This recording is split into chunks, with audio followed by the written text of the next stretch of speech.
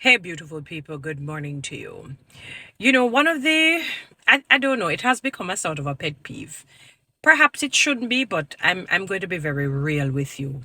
When we go to churches and pastors are giving their charges and encouraging people, they have this way of saying, and young people, don't be drawn out by the lusts of the world, the pride of life, and the lust of the flesh. Fair enough. Because you have to bend the tree while it is young. I have no problems with that. But I find that they tend to do it a lot as though older ones aren't guilty of these things.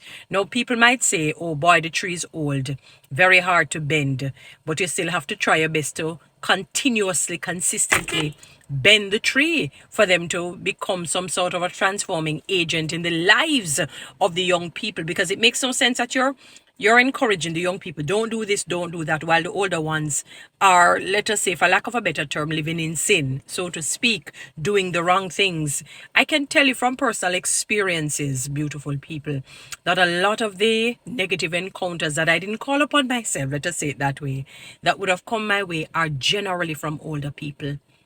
Generally from older people, mostly older women. Yes, so-called Christian women. Generally, they have been a source of mayhem. They have been the thorn in the flesh, so to speak, in my life. I can tell you that. Not so much you may have one or two young ones, but no, I'm telling you, beautiful people. So I would prefer that, you said young people try and do good. Do like Paul. Paul was very balanced. I appreciated what he did. He not only encouraged Timothy to do right, as his grandmother had taught him, and from his mother and so on. He also said, do not let them look down on you because you're young. Because sometimes they have this tendency that when you're young, they feel they do nothing. You can't encourage, you can't uplift, you can't reprove, you can't rebuke, you can't correct. So Paul said, listen, while you do the good, don't let anybody put you down, stomp on you, make you think as though you are not significant, you're not important, or you're inferior.